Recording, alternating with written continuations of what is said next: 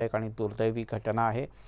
घरामध्ये एक जनरेटर लावण्यात आला होता आणि या जनरेटर संचाचा जो धूर तयार झाला त्यात गुदमरून एकाच घरातल्या 7 पैकी 6 जणांचा मृत्यू झाला। या क्षणाची सगळ्यात मोठी आणि अतिशय धक्कादायक अशा प्रकारची बातमी।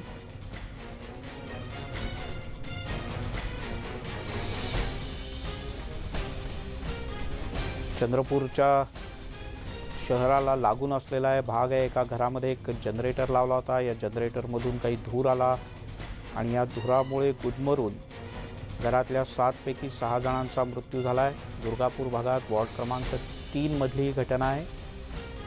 मृत्युमुखी पडलेले सगळेजण मजूर आहेत।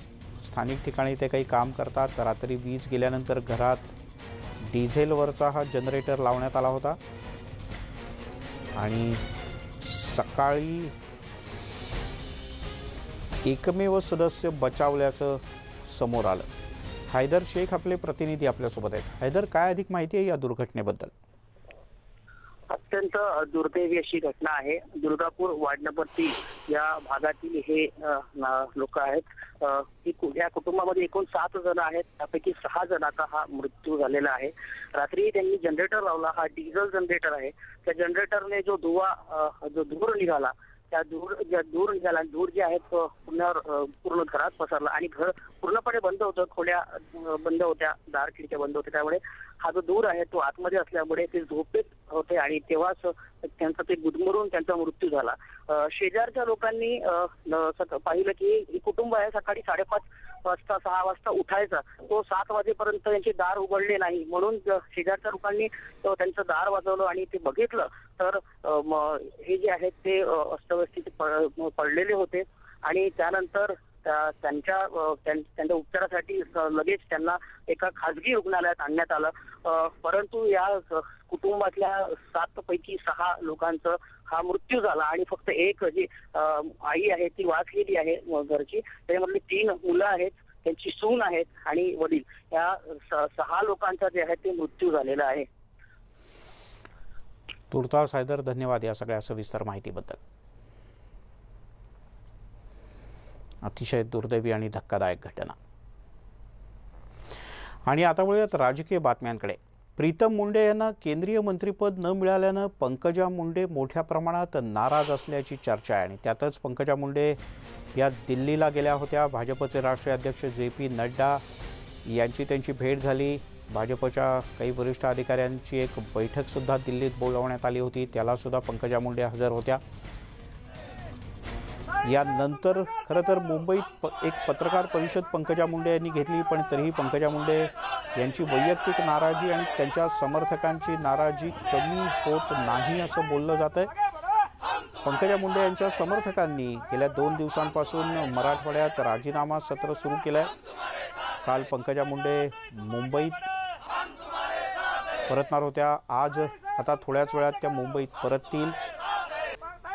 पंकजा मुंडे मुंबईत परतल्यानंतर वरळीतल्या आपल्या निवासस्थानी कदाचित कार्यकर्त्यांना त्या संबोधित करतील। गोपीनाथगड प्रतिष्ठान नावानं जे पंकजा मुंडे यांनी एक प्रतिष्ठान स्थापन केलंय, तर तिथे बाहेर कार्यकर्ते मोठ्या प्रमाणात जमलेले आहेत। त्यामुळे आता पंकजा मुंडे इथे आल्यानंतर काय बोलतात याकडे सगळ्यांचं लक्ष लागलंय। या संदर्भात बोलण्यासाठी आपल्यासोबत आहेत सुस्मिता भदाणे, आपल्या प्रतिनिधी। सुस्मिता, मोठ्या प्रमाणात गर्दी झाली समर्थकांची? नक्कीच। खरं तर आपल्याला माहिती आहे की पंकजा मुंडे आज काय भूमिका घेतात, कशा पद्धतीनं आगामी काळामध्ये त्यांची मोर्चे बांधणी असेल आणि सगळ्यात महत्त्वाचं म्हणजे जे कार्यकर्ते परळीतनं थेट वरळीमध्ये दाखल झालेले आहेत यांची समजूत ते कशा पद्धतीने काढतात हे बघणं महत्त्वाचं आहे। काल त्यांनी भेट घेतली दिल्लीमध्ये आणि भाजपच्या सगळ्याच नेत्यांच्या मनामध्ये जी नाराजी होती ती त्यांनी व्यक्त केलेली होती आणि त्यानंतर राजीनाम्यांचं सत्र आपल्याला पाहायला मिळालं। परळीतनं आलेले काही पदाधिकारी भाजपचे आपल्यासोबत आहेत। काय नेमकं आजच्या संपूर्ण कार्यक्रमाचं नियोजन कशा पद्धतीने आहे? आज मोठ्या संख्येने तुम्ही सगळे पंकजा मुंडे यांची भेट घेणार आहात। आज आम्ही या ठिकाणी केस तालुका बीड जिल्हा येथून आलेलो आहोत सर्व पदाधिकारी आणि आमच्या नेते आदरणीय पंकजाताई मुंडे आणि प्रीतमताई मुंडे आहेत. त्यांनी आज या ठिकाणी जे संबंध महाराष्ट्रापासून काही प्रमुख कार्यकर्त्याला या ठिकाणी बोलवलेलं आहे आणि त्यांच्या आदेशाचे पालन करणार आहेत आणि तो जे निर्णय घेताल आम्ही त्या निर्णयाशी सोबत आहेत. आणि आदरणीय आमच्या प्रीतमताई असतील त्यांची केंद्रीय मंत्रिमंडळात वर्णी लागण्याची योग्यता होती, पात्रता होती, परंतु त्यांना मंत्रिमंडळात डावळलं असल्यामुळे आमच्या बीड जिल्ह्यातून, मराठवाड्यातून आणि महाराष्ट्रातून संबंध राजीनामे पदाधिकाऱ्यांनी दिले आहेत. आम्ही सभापती पदाचा दिला आहे, पंचायत समिती सदस्य आहेत, भारतीय जनता पार्टीचे पदाधिकारी आहेत. सर्व बीड जिल्ह्यातून आणि महाराष्ट्रातून पदाधिकाऱ्यांना आम्ही या ठिकाणी राजीनामे दिले आहेत. आदरणीय प्रीतमताईचा मंत्रिमंडळात समावेश नसल्यामुळे आणि चांगल्या विक्रमी मतानं त्या निवडून आलेल्या आहेत गेल्या पंचवर्षीला आणि याही पंचवर्षीला चांगल्या मताधिक्याने निवडून आलेल्या असल्यामुळे त्यांची चांगली काम करण्याची पात्रता आहे आणि त्यांचा समावेश होणं गरजेचं होतं. खरं तर राजीनाम्यांचा सत्र पाहायला मिळाला. आज किती मोठ्या संख्येनं तुम्ही सगळे इथे येणार आहात? या ठिकाणी बीड जिल्ह्यातून तर सोडाच पण इव्हन महाराष्ट्रातून सर्व महाराष्ट्रातून नगर असेल, पुणे असेल, लातूर असेल, परभणी असेल, या सर्व जिल्ह्यातून ताईसाहेबांचे जे समर्थक आहेत. आम्हाला नक्कीच दुःख वाटतं आहे. आम्हाला विषय असा आहे की आमचं जी म्हणणं आहे ते आम्ही त्या ताईसाहेबांच्या कानावर घालणार आहेत. आम्हाला जे दुःख आहे, आम्हाला ग्रामीण भागामध्ये भारतीय जनता पार्टीचं काम करण्यामध्ये जे अडचणी येतात आणि पक्षानं वारंवार जे ताईसाहेबांना डावललं जातं आहे हे नक्कीच चुकीचं आहे. ग्राउंड लेवलला ग्रामीण भागामध्ये भारतीय जनता पार्टी घराघरामध्ये पोहोचायचं काम आदरणीय आमच्या नेत्या पंकजाताई यांनी केलेलं आहे. त्या ठिकाणी ग्राउंड लेवलला ग्रामीण भागामध्ये काम करण्याच्या खूप वेगळ्या अडचणी असतात. त्या समस्या आम्ही आदरणीय ताईसाहेबांकडे मांडणार आहोत आणि पार्टीकडे पण आमच्या समस्या मांडणार आहोत की ग्रामीण भागामध्ये आम्हाला काम करताना अडचणी येते. त्यामुळे पार्टीनं, पक्षानं एक सक्षम महिला नेतृत्व, बहुजनांचा चेहरा म्हणून आदरणीय ताईसाहेबांकडे उभा महाराष्ट्र पाहतोय. त्यांचं त्याच पद्धतीनं म्हणजे त्यांना वेटेज द्यायला पाहिजे, त्या पद्धतीने त्यांना ताकद द्यायला पाहिजे अशी आमची सर्व कार्यकर्त्यांची इच्छा आहे. मुळातच आज पंकजाताई काय भूमिका घेणार हे महत्त्वाचं आहे. तुम्ही तुमची म्हणणं सुद्धा मांडणार आहात. नेमका आगामी काळामध्ये काय निर्णय होणं अपेक्षित आहे तुम्हाला? आदरणीय पंकजाताई आमच्या लोकनेते आहेत. आम्ही त्यांच्या नेतृत्वाखाली सर्वजण काम करतो. आमच्या नेतृत्वाला सोबत काम करत असताना ताईसाहेबाला ताकद भेटणार. ताईसाहेबाच्या राजकारणामध्ये त्यांना ताकद देणं ही भारतीय जनता पार्टीची आवश्यकता ते देत नाहीत असं आम्हाला वाटतं आहे. आम्हाला ही खंत आहे. पण आमची सगळ्यात महत्त्वाचा विषय की आम्ही विरोधी पक्षासोबत लढत असताना जिल्ह्यामध्ये असे इतके खालच्या पातळीवर जाऊन विरोधी पक्ष आम्हाला त्रास देत असताना आम्ही त्यांच्यासोबत लढतो. विरोधी पक्षाची आमची एवढी लढाई चालू असताना आमच्या नेतृत्वाला जर ताकद दिली तर आम्ही भारतीय जनता पार्टी जिल्ह्यामध्ये काम करू शकतो. नंतर ही बाकीचे जे पार्टीचे तिन्ही एकत्र येऊन ही आम्हाला यांनी जाणीवपूर्वक पक्षामध्ये काम करत असताना ही विरोधकासोबत लढायचं टाकून आम्हाला आपसात लढण्याची वेळ ही भारतीय जनता पार्टीने आणू नये आणि त्यामुळे आम्ही ताईसाहेब जो निर्णय घेतील त्या ताईसाहेबाच्या निर्णयासोबत आम्ही आहोत आणि आमच्या नेतृत्व पंकजाताई त्यांना ताकद द्यावी हीच आमची. मुळातच आज ही चर्चा सुद्धा होणार आहे, बैठकीचं स्वरूप आहे. त्या दिल्लीतनं काय नेमका निर्णय घेऊन येणार हे महत्त्वाचं आहे. कार्यकर्त्यांमध्ये मोठ्या प्रमाणात नाराजी आहे का? हो, नाराजी आहे कार्यकर्त्यांमधनं. आणि बीड जिल्ह्यातले असं आहे की पंकजा मुंडेंनी खूप मोठं भारतीय जनता पार्टीसाठी खूप श्रेय आणि खूप मेहनत घेतलेली आहे. त्यामुळं की पंकजाताई असतील, प्रीतमताई असतील की ह्यांना पक्षातनं म्हणजे आम्ही पक्षविरोधी काही कारवाई असं काही हे नाही. आमचं म्हणणं आहे की पक्षातनं त्यांना ताकद द्यावी आणि आम्ही फक्त त्यांना एक सपोर्ट म्हणून आज मुंबईत दाखल झालेलो आहे. नक्कीच सर, आपण बघतो मिलिंदजी की सगळ्याच वरळीतले असतील किंवा वरळीमध्ये त्यांचे कार्यकर्ते आहेत ते परळीत दाखल होत आहेत. त्याच्यामुळे एकूणच जी नाराजी कार्यकर्त्यांमध्ये आहे, ज्या महत्त्वाच्या मागण्या कार्यकर्त्यांनी मांडल्या आहेत त्या बघणं आणि त्याच्यावरती पंकजा मुंडे काय निर्णय घेतात हे आज खरं तर स्पष्ट होणार आहे. बरं, सुस्मिता तू राहाच आपल्यासोबत. प्रणाली कापसे आपल्या प्रतिनिधी वरळीतनं जोडल्या गेल्या आहेत आपल्यासोबत पंकजाताईंच्या घरापासून. प्रणाली, बघितलंस एअरपोर्टच्या जवळ कार्यकर्ते जमलेत आणि घोषणा तर आक्रमक आहेतच पण इरादे सुद्धा आक्रमक दिसत आहेत. वरळीत जे कार्यकर्ते जमलेत त्यांचं काय म्हणणं आहे? आपण या कार्यकर्त्यांकडूनच जाणून घेणार आहोत. आपण पाहतो की वरळीचं जे गोपीनाथ मुंडे प्रतिष्ठानचं जे संपर्क कार्यालय त्याच्या बाहेर असा मंडप टाकण्यात आलेला आहे. महाराष्ट्राच्या कानाकोपऱ्यातून वेगवेगळ्या भागातून पंकजा मुंडे यांचे समर्थक या ठिकाणी आलेले आहेत. पंकजा मुंडे यांचा जर प्रभाव हा फक्त मराठवाड्यापुरता असं जर कोणाला वाटत असेल तर तसं नाही. कारण अगदी विदर्भापासून ते आंध्र प्रदेश, मध्य प्रदेशमधून सुद्धा लोक आलेले, विदर्भातनं एक जण आले, त्यांच्याकडून कुठल्या भागातून आलेलं काय म्हणणं आहे? मी सिंदखेड राजाहून आलेलो गजानन मुंडे. मी भारतीय युवा मोर्चाचा विधानसभा संपर्क प्रमुख होतो. मी माझ्या पदाचा राजीनामा दिलेला आहे ताईचा पहिल्या दिवशी, आणि विदर्भातून म्हणजे एकमेव मला तर वाटतं आपलाच असेल. तुम्ही सांगा काय म्हणणं आहे तुमचं, कुठून मी भगवानगड पासून आलेलो आहे. माझं म्हणणं एकच आहे, भाजप हा पक्ष गोपीनाथ मुंडेचा आहे आणि त्याच्यानंतर पंकजाताईचा आहे. ओबीसीवर अन्याय होऊ नये, ताई जो निर्णय घेतील तो आम्हाला मान्य आहे व ताईने योग्य निर्णय घ्यावा एवढी आमची ताईला विनंती आहे. तुम्ही कुठून आला? मी हिंगोलीवरून आलेलो आहे. मी भाजपा ओबीसी युवाचा जिल्हाध्यक्ष आहे लखन गोरे. या ताईचा निर्णय ऐकण्यासाठी या ठिकाणी आलेलो आहोत. तुमच्या माध्यमातून आम्ही या ठिकाणी सर्वांना एक विनंती करणार आहोत मुंबईच्या पोलीस प्रशासनाला की ज्या ठिकाणी आमचे कार्यकर्ते या ठिकाणी येत आहेत, जर त्यांना अडवण्याचा जर तुम्ही प्रयत्न केला तर अख्ख्या महाराष्ट्रावर उद्रेक होईल ताई समर्थकांचा, हे तुम्ही लक्षात घ्यावं. त्यांना थांबवलं जात आहे, त्याला थांबवणं जात आहे अशी आमच्याकडे माहिती आलेली आहे. कृपया त्यांना गाड्या त्यांच्या अडवल्या जात आहेत. कुठतरी कार्यकर्त्यांना या ठिकाणी येऊ द्यायचं नसेल असं जर कुणाच्या मनात असेल तर उद्रेक होईल महाराष्ट्रात, हे त्यांनी लक्षात घ्यावं.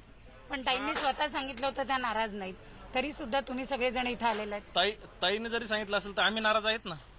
आणि जर पोलीस प्रशासन जर आमच्या कार्यकर्त्याच्या जर गाड्या अडवत असेल तर हा ओबीसीचा आवाज दाबल्यासारखं आहे. कृपया त्यांना एक कळकळीची विनंती करतो आम्ही की ओबीसीचा आवाज दाबण्याचा प्रयत्न करू नका, आणि जितका आवाज दाबता तुम्ही तितका महाराष्ट्र पेटून उठेल याची 100% आम्ही. काय अपेक्षा आहे ताई, काय बोलतील?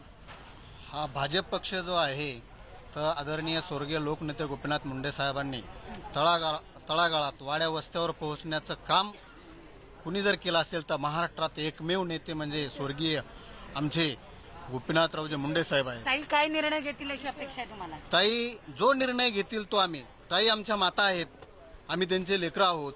ताई जो आई आणि वडिलांनी जो निर्णय घेतलेला असतो तो मुलांनी मान्य करावा लागत असतो. ते जो काही निर्णय घेतील तो जी काही सध्या परिस्थिती आहे त्या परिस्थितीत तुम्हाला वाटतंय ताईंवर अन्याय झालाय, सातत्यानं डावललं जात आहे, विरोधक सुद्धा म्हणजे जे सत्ताधारी आहेत ते पण असं म्हणतात की ताईंना डावललं जात आहे? ही खरी गोष्ट आहे.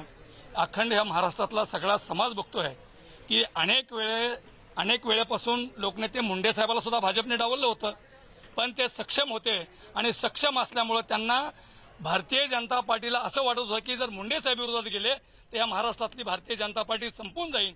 म्हणून मुंडे साहेबाला परत बोलून घेऊन आजही तीच वेळ आहे. पंकजाताईंनी निर्णय घेतला पाहिजे. लोकसभेच्या मंत्री प्रीतमताईला केलं पाहिजे होतं. ही या महाराष्ट्रातल्या सगळ्या ओबीसीची भावना आहे. आपण पुन्हा येणार आहोत, पण आपण बघितलं की कार्यकर्त्यांच्या ज्या भावना आहेत त्या इथं उद्विग्न झालेल्या आपण बघतोय.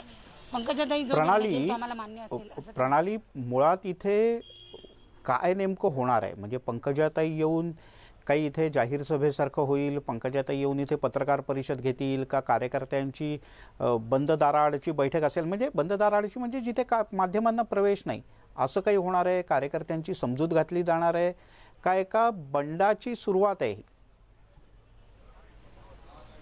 नक्की सर, मी तुम्हाला दाखवायला सांगते की हे आहे गोपीनाथ मुंडे प्रतिष्ठानचं जनसंपर्क कार्यालय. इथं आपण पाहतो की सध्या पाऊस असल्यामुळं एक टेंट टाकण्यात आलेला आहे, चारी बाजूने तो बंदिस्त करण्यात आलेला आहे.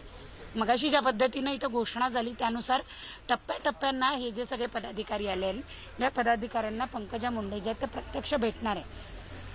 चर्चा अशी सुद्धा आहे किंवा बोललं असं सुद्धा जाते की जो डायस आहे त्या डायसवरनं त्या सगळे जे इथे लोक आलेले आहेत त्यांचे जे समर्थक आलेले आहेत त्यांना त्या मार्गदर्शन करतील.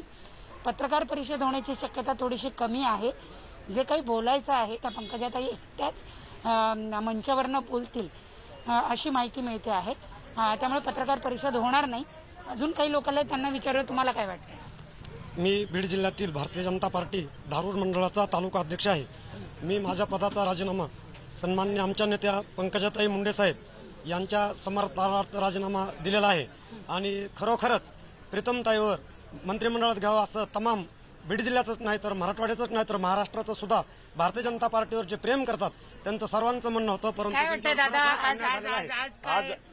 आज भारतीय जनता पार्टी सिंदखेडराजा मतदारसंघातून आम्ही आलेलो आहे आणि मुंडे साहेबांचं आणि ताईचं सिंदखेडराजा मतदारसंघावर जिजाऊचं माहेर असल्यामुळे त्यावर खूप प्रेम होतं. आणि आज जे पंकजाताई आमच्या भगिनी ज्या निर्णय घेतील त्याला आम्ही अपेक्षा काय वाटतं, काय करावं ताई? अपेक्षा आज आजची जी अपेक्षा आहे ताईंना वरून आज म्हणजे काल ज्या दिल्लीवारी करून आल्यात ताई, तर आमची जी इच्छा आहे प्रीतम ताईंना केंद्रामध्ये मंत्री द्यावं ही आज आमची अपेक्षा, वरून आदेश येऊन ताई तो निर्णय सर्वांना सांगतील आणि गोड बातमी प्रणाली देतील अशी प्रणाली मी आम्हाला तुझ्याकडे परत अपेक्षा आहे. येतो, कारण तिथे सुस्मिताच्या इथे जे लोक उभे आहेत त्यांना सुद्धा काहीतरी सांगायचं आहे. मी प्रणाली पुन्हा एकदा तुझ्याकडे येतो.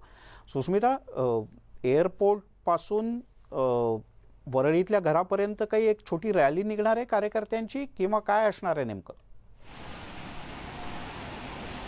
खरं तर सकाळी सगळे जे वेगवेगळ्या भागात येणारे कार्यकर्ते होते त्यांनी आपापल्या पद्धतीने येण्याचं ठरवलेलं होतं आणि त्यानंतर ते वरळीमध्ये एकत्रितपणे भेटणार होते. कारण जशा पद्धतीने काही वेळापूर्वी प्रणालीच्या इथल्या काही कार्यकर्त्यांनी म्हटलं आहे की आमच्या वाहनांना अडवलं जात आहे किंवा लोकांनी तिथे पोहोचूच नाही असा प्रयत्न केला जातो आहे, तसं फारसं चित्र होऊ नये किंवा अनेक ठिकाणी तशा पद्धतीच्या अडचणींना कार्यकर्त्यांना सामोरं जाता येऊ नये याकरता म्हणून प्रत्येकानं वैयक्तिकरित्या खाजगी वाहनांद्वारे रस्ते वाहतुकीचा वापर करत वरळीपर्यंत पोहोचायचं ठरवलेलं आहे. सकाळपासूनच अगदी महाराष्ट्राच्या कानाकोपऱ्यातनं पंकजा मुंडे यांचे समर्थक यायला सुरुवात झालेली आहे.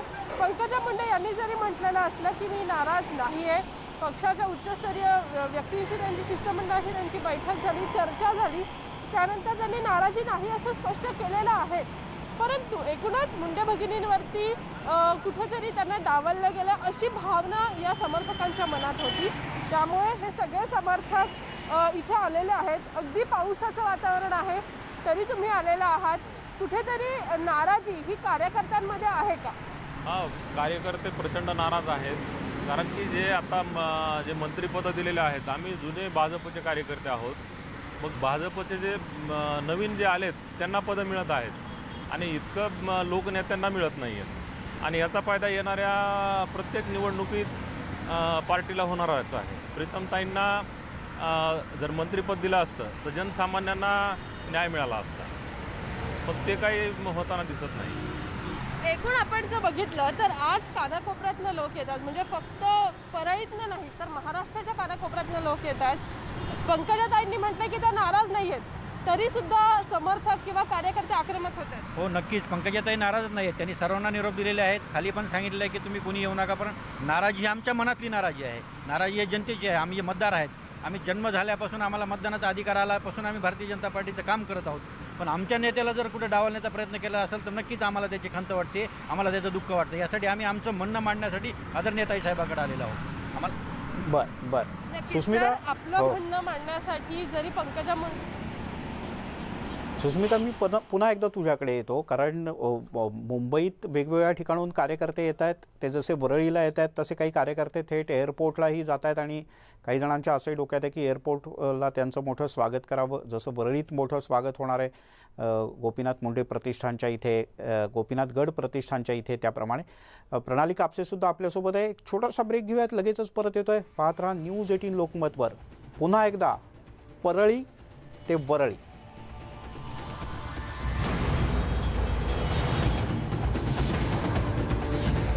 पंकजा मुंडे दिल्लीहून परत आहेत आणि त्यांचे शेकडो समर्थक मुंबईत दाखल झालेत. पंकजा मुंडे जो काही निर्णय घेतील तो आमच्यासाठी अंतिम असेल अशी भावना त्यांनी व्यक्त केली. त्यांच्याशी बातचीत केली आमच्या प्रतिनिधी प्रणाली कापसे यांनी. पंकजा मुंडे आणि प्रीतम मुंडे यांचे समर्थक आज सकाळीच वरळीमध्ये येऊन पोहोचलेले. आपण सध्या वरळी इथल्या त्यांच्या निवासस्थानाच्या बाहेर आहोत. त्यांचं कार्यालय आहे. त्या कार्यालयाच्या बाहेर तुम्ही पाहत आहात की बीड आणि जळगावमधून आलेले कार्यकर्ते जे आहेत ते एकत्रित जमलेले आहेत. यांच्यापैकी अनेकांनी जे भाजपचे पदाधिकारी होते त्यांनी भाजपच्या पदाचा राजीनामा दिलेला आहे. काही जे नगराध्यक्ष होते किंवा काही जे जिल्हा परिषदेचे सदस्य होते त्यांनी त्या पदांचे राजीनामे दिलेले. आपण त्यांच्याकडून जाणून घेऊया की नेमकी खदखद काय आहे त्यांच्या मनामध्ये, काय वाटतंय. पंकजाताईंनी सांगितलं की त्या नाराज नाहीये, तरी सुद्धा तुम्ही आलेला आहात आज इथे. आम्ही ताई साहेबांचे भक्त स्वर्गीय मुंडे साहेबापासून आम्ही बरोबर आहेत. पुन्हा आदरणीय पंकजताई प्रीतमताई यांच्याबरोबर आम्ही शेवटपर्यंत राहणार आहेत. त्यात काही जे ताई साहेब जे निर्णय घेतात ते आम्हाला मान्य आहे. आम्ही ताई साहेबांच्या शब्दाच्या बाहेरचे माणसं नाहीत. आम्ही शेवटपर्यंत ताई साहेबाबरोबर राहणारे माणसं आहेत सगळे. तुम्हाला अपेक्षा होती की केंद्रीय मंत्रिमंडळ विस्तारात प्रीतमताईंचं नाव येईल अपेक्षा होती, पण नाही आलं तर त्यात पक्षाचं प्रोटोकॉल प्रमाणे झालं असेल. पण भारतीय जनता पक्ष सोडून आम्ही कुठे जाणार नाहीत. ताईसाहेब बी पक्षात त्याच राहणार आहेत, त्यात काही बदल होणार नाही. पण ताई साहेबाबरोबर आम्ही मग तुम्ही राजीनामे का दिले? की पक्षाने आमचं हे करून म्हणजे बाबा पक्षाला आमच्या कार्यकर्त्याचा मेसेज जावा बाबा आम्हाला जाणून म्हणून का डावलण्यात येतं या हिशोबाने आम्ही असं सगळ्यांचीच अशी भावना की डावललं जातं जाणीवपूर्वक? नाही, पूर्ण म्हणजे महाराष्ट्राची अशी भावना आहे, जाणीवपूर्वक डावलं जातं. त्यासाठी लोकांनी राजीनामे देऊन पक्षाला इथून पुढे तरी कुठे पक्षाने अशी हे भूमिका घेऊ नये. ताईसाहेब भारतीय जनता पार्टीचा एक मोठा भाग आहे. हे भाग असल्यामुळे त्यांनी जाणून बुजून असं काही टॉर्चर करू नये. जे ताईसाहेब निर्णय घेतील ते महाराष्ट्रातले पूर्ण मुंडे फक्त त्यांच्या पाठीमागे खंबीरपणे उभं राहतील. हे सर्वांना मान्य राहील. डावललं जातंय, अन्याय केला जातंय असं तुम्हाला वाटतं? हा वाटतं, 100% वाटतं आम्हाला. हो, कुठे कुठे काय काय कधी कधी तुम्हाला पद मिळण्याची अपेक्षा होती? ह्या मोठ्या ताईसाहेबांना विधान परिषदेवर घ्यायच्या त्यावेळेस पण डावलण्यात आलं. पुन्हा खासदार ताईसाहेबांना आता केंद्रात घेताना त्यावेळेस पण डावण्यात आलं. अशा गोष्टी काही नंतर वारंवार होऊ नये ही अशी आमची इच्छा आहे. आज ते ताईसाहेबांनी निर्णय घेतात त्यासाठी आम्ही आलेलो आहोत. ताईसाहेब निर्णय घेता आम्हाला मान्य राहील. त्यासाठी जवळपास आमच्या बीड जिल्ह्यातूून 1000 ते 1200 लोकांनी राजीनामे दिले आहेत. खरं तर आत्ताच्या काळामध्ये जेव्हा ओबीसीचा प्रश्न आलेला आहे, पंकजाताई पुन्हा एकदा सक्रिय झालेल्या समोर येत आहेत, बैठका घेत आहेत, त्यांना पक्षाकडून सुद्धा पुढे केलं जात आहे. असं असताना तुम्हाला असं वाटतंय की त्यांना जाणीवपूर्वक डावललं जात आहे? हा, आम्हाला वाटतंय किंवा जे बी निर्णय घ्यायचा आहे केंद्रातला असेल महाराष्ट्रातला असेल, लोकनेते गोपीनाथरावजी मुंडे साहेब, नामदार पंकजाताई साहेब, खासदार प्रीतमताई साहेब, ह्या फक्त ओबीसी समाजापुरत्या मर्यादित नेत्या नाहीत. पूर्ण महाराष्ट्राच्या 18 पगड जातीच्या नेत्या आहात. त्यामुळे त्यांना वारंवार कुठंतरी पार्टीचं काहीतरी कारण दाखवायचं आणि त्यांना जाणीवपूर्वक टाळायचं. पण आता कराड साहेबांना दिलं की मग कराड साहेब पण ओबीसी ऐका ना, त्यांना कराड साहेबांना पद दिलं. कराड साहेब राज्यसभेवर घेण्यात आलं. त्यांना 1.5 वर्ष झालं. बीड जिल्ह्याच्या लोकप्रिय खासदार आदरणीय प्रीतमताई साहेब ह्या 2 वेळेस खासदार झालेले आहेत. एक ऐतिहासिक मताने त्या निवडून आलेल्या असताना त्यांना जाणीवपूर्वक डावलण्यात आलंय हे मला नाही किंवा महाराष्ट्रातल्या पूर्ण 18 पगड जातीच्या लोकांना वाटतं की त्यांना जाणीवपूर्वक डावलण्यात आलंय. भागवत कराडांना दिलंय म्हणून त्यांना काही विरोध नाही, ताईसाहेबांचा बी नाही आमचा बी नाही. तर की ती पक्षाची जी निष्ठा असते, पक्षासाठी काम वाढीवचा जे मुद्दा असतोय किंवा कामासाठी म्हणजे पक्ष वाढविण्यासाठी कोणाचं योगदान आहे, ह्या सगळ्या गोष्टी बघून भारतीय जनता पार्टीने इथून पुढे तरी दोन्ही ताईसाहेबांना अशी वागणूक देऊ नये. हीच माझी नाही, सर्व महाराष्ट्रातील 18 साधारण किती लोक येतील असं वाटतं तुम्हाला? आज साधारणतः कमीत कमी एक 4-4.5 हजार लोक इथं जमतील. पूर्ण महाराष्ट्रातून, बीड जिल्ह्यामधून तर आतापर्यंत 1000 लोक आलेले आहेत, काही रस्त्याने आहेत, आणि पूर्ण महाराष्ट्रातून एक 4-5 हजार लोक इथं जमतील. त्यापैकी काही जण जे आहेत ते काल रात्रीच निघालेले आहेत, अनेक जण वाटेमध्ये, काही जण पोहोचलेले आहेत.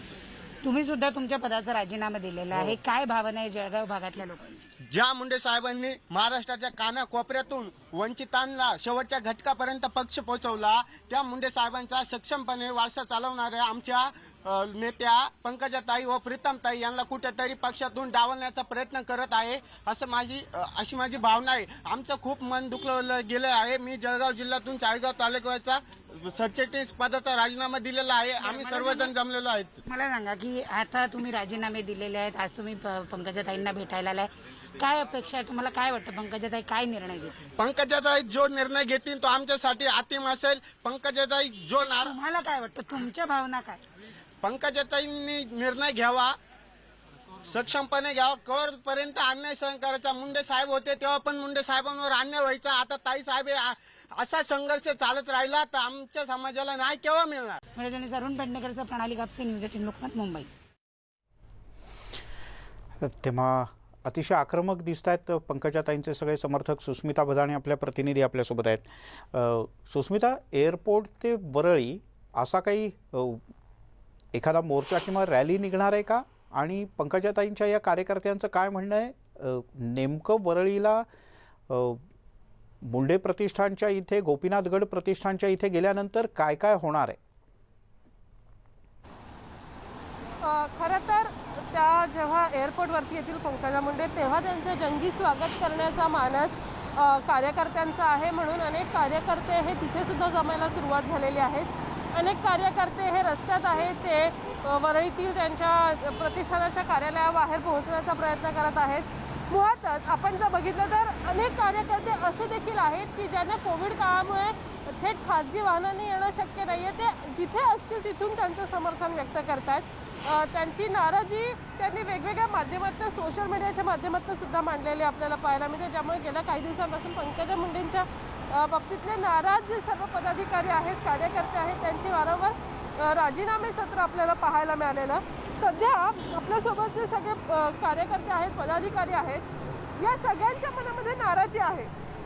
तरीसुद्धा पंकजाताईंनी जो भूमिका घेणार ती तुम्ही स्वीकारणार असं वारंवार म्हटलेलं आहे.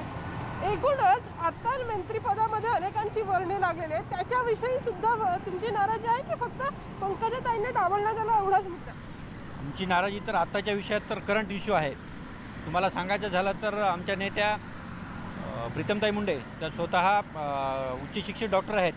काल परवा जी आपल्याला सध्याची कोविडची परिस्थिती चालू आहे त्यांचं काम जर पाहायला गेलं तर ग्राउंड लेवलला एवढं सुंदर काम आहे आदरणीय ताईसाहेबांचं की तुम्ही असं विचारूच शकत नाहीत. या ठिकाणी जिल्हाभरामध्ये आदरणीय ताईसाहेबांनी कोविड सुरू झाल्यानंतर कोविड सेंटर असतील, कोविड हॉस्पिटल असतील, जिल्हा रुग्णालय असेल, प्राथमिक आरोग्य केंद्र असेल किंवा ग्रामीण रुग्णालय असतील, या प्रत्येक ठिकाणी कोविडचे जे पेशंट ॲडमिट होते त्या पेशंटच्या सोबत जाऊन स्वतः त्यांना भेटून त्या ठिकाणी आरोग्य विभागाच्या सुविधा भेटतात का नाही भेटतात, या सर्व त्या ठिकाणी औषधं उपलब्ध करून दिली जातात का नाही जातात, या सर्व गोष्टी आदरणीय ताईसाहेबांनी एवढं छोट्या मोठ्या गोष्टींकडे त्यांचं लक्ष असतंय. सगळ्यांसाठी ते उभे होते. या ठिकाणी आमची नाराजी अशी आहे की आम्ही मंत्रिपद हे कुणाला दिलं किंवा न दिलं हा भाग आमचा वेगळा नाही की डॉक्टर कराडांना मंत्री देण्याबद्दल आमचं दुमत नाही, परंतु ज्या आदरणीय प्रीतमताई मुंडे होत्या त्यांची योग्यता म्हणजे नियमानं त्यांची यावेळेस 7 वर्षे खासदार राहिले आहेत, त्यामुळे त्यांची पात्रता होती की त्यांना केंद्रात मंत्रिपद देणं हे आवश्यकता होती आणि गरज होती. आणि त्यांच्या माध्यमातून बीड जिल्हा असेल, संबंध मराठवाडा असेल, महाराष्ट्र असेल, हे मोठ्या प्रमाणात त्यांना विकास कामं करण्याचा योग होता आणि त्यातून त्यांना निश्चितपणे या ठिकाणी डावलण्यात आलेलं आहे. आणि पुढे चालून की जे मुंडे साहेबाचा वर्ग आहे की जी मुंडे साहेबांना भारतीय जनता पार्टी तळागाळापर्यंत जी पोहोचायचं काम केलं त्याचाच वारसा ह्या पंकजाताई चालवत आहेत आणि त्यांच्याच भाई प्रीतमताई आहेत आणि हे तळागाळापर्यंत न्यायचं भारतीय जनता पार्टीचं आताही काम करत आहेत. परंतु जाणीवपूर्वक कुठेतरी भारतीय जनता पार्टीमध्ये त्यांना डावललं जातं हे मात्र निश्चित आहे आणि याची आम्हाला मात्र नक्की खंत आहे.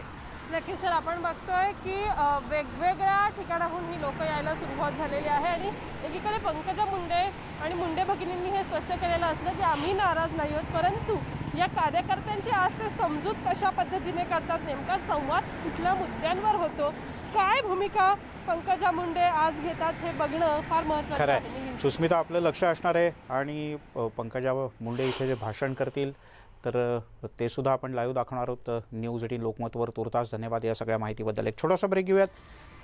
पाहत राहा न्यूज 18 लोकमतवर. मुद्दा महाराष्ट्राचा, परळी टू वरळ.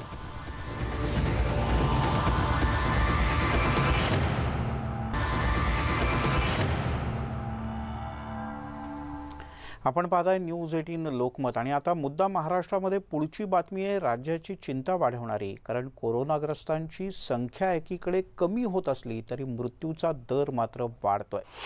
आतापर्यंत 1,26,000 जणांनी महाराष्ट्रात कोरोनामुळे आपला जीव गमावलाय. धक्कादायक म्हणजे मागच्या आठवड्याभरात मृतांच्या संख्येत वाढ होते. गेल्या 5 दिवसात राज्यात 709 जणांचा कोरोनानं मृत्यू झालाय. हा मृत्यूचा दर 2.2 ते 2.4 इतक्याच्या दरम्यान आहे.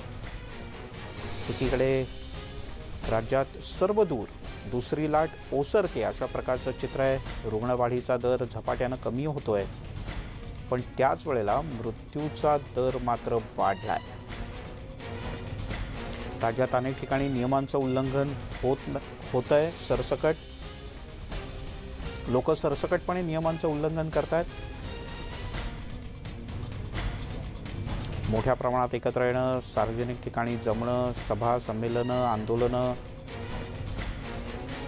हे सुद्धा होतंय. पर्यटन स्थळांवर लोक गर्दी करतायत. मुंबईतल्या काही भागात प्रामुख्यानं मोहम्मद अली रोडवर तर 4 नंतर सर्रास दुकानं खुली असतात, किंबहुना गर्दी असते. नियमांचं पालन होत नाही.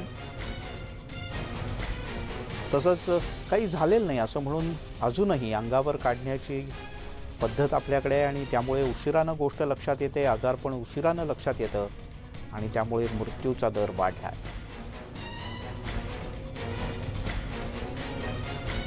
एवढे डेथ का होत आहेत त्याचं कारण असं आहे की जे रुग्ण येत आहेत, आजही आपण तपासून बघतो की मागच्या जेव्हा याची संख्या खूप वाढली होती तेव्हा ब्रॉड डेड किंवा 24 तासात मृत्यू अशांचं प्रमाण खूप होतं.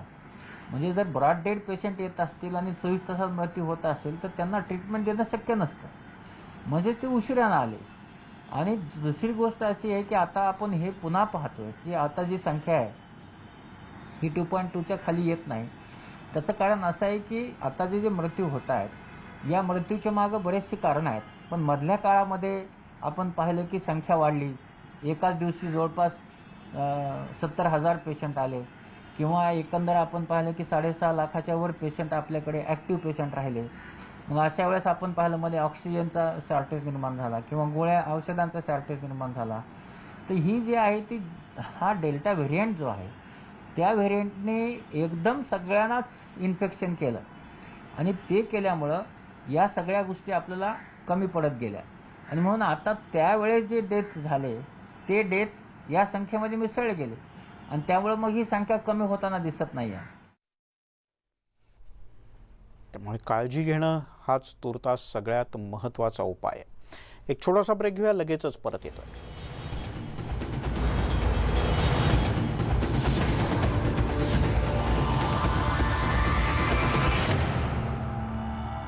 लोकमत भरतीसाठीच्या सर्व प्रकारच्या परीक्षा द्यायच्या जर का असतील तर राजस्थान सरकारनं लसीकरण अनिवार्य केलं आहे. यानंतर लसीकरण केंद्रांवर विद्यार्थ्यांच्या मोठ्या रांगा लागत आहेत.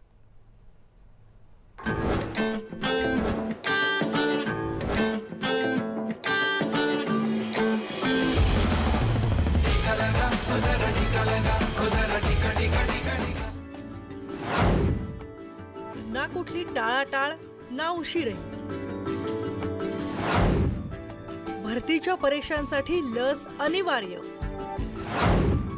कारण लस आहे संजीवनी. घेतलीत का?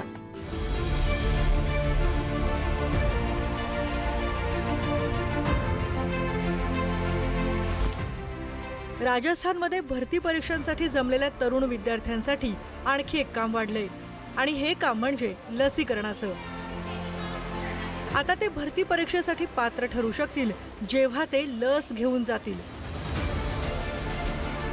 राजस्थान सरकारनं भरती परीक्षांसाठी कोरोना प्रतिबंधक लस घेणं अनिवार्य केलंय. पहले तो हम घर आराम से थे, अब एग्जाम का डेट आ गई है. ऐसा है कि 4 सितंबर की एग्जाम है, इस वजह से हमने वैक्सीन लगवा लिया. हमने वैक्सीनेशन करवाया क्योंकि एग्ज़ाम अक्टूबर में है तो एग्ज़ाम में अनिवार्य है वैक्सीन लगवाना, इस वजह से. आरबीआई की गाइडेंस में दे रखा है कि ये वैक्सीन होना ज़रूरी है. यहाँ पहले सर हम रूम पर बैठ के पढ़ाई करते थे तो हम बाहर नहीं निकल सकते उस टाइम पर. अब एग्ज़ाम देने जाना पड़ेगा तो इसलिए वैक्सीन लगवानी पड़ेगी सर. राजस्थानमध्ये येत्या काही दिवसांमध्ये बँक, एसआय आणि ग्रामसेवकांच्या भरतीच्या परीक्षा घेण्यात येणार आहेत. अशातच राजस्थान सरकारनं लसीकरण अनिवार्य केल्यामुळे लसीकरण केंद्रांवर मोठ्या संख्येने विद्यार्थी पोहोचत आहेत. उत्साह तो बहुत है और अब कंपलसरी कर दिया, एग्जाम में भी कंपलसरी कर दिया, हर शॉपकीपर्स को कंपलसरी कर दिया, तो उसको देखते हुए सभी वैक्सीन लगवाने के लिए आगे आ रहे हैं. जिले ने कुल अभी 4.5 लाख डोजेस लगा दिए हैं, फर्स्ट डोजेस, और ये काफ़ी एक अच्छा फिगर है. और जैसे हमारे पास स्टॉक आएगा डोजेस का वैसे वैसे हम कैंप्स लगा के लोगों को वैक्सीनेशन अवेलेबल कराएंगे. कोरोनाच्या या काळात लस कोणत्याही संजीवनीपेक्षा कमी नाही. कोरोनाच्या दुसऱ्या लाटेनं लसीकरणाचं महत्त्व जनसामान्यांना चांगलंच दाखवून दिलंय. दुकानदार आणि विद्यार्थ्यांसाठी लस आता अनिवार्य केल्यानं कोरोना विरोधातली भारताची लढाई आणखी मजबूत होईल. Bureau report, news 18 Lokmat.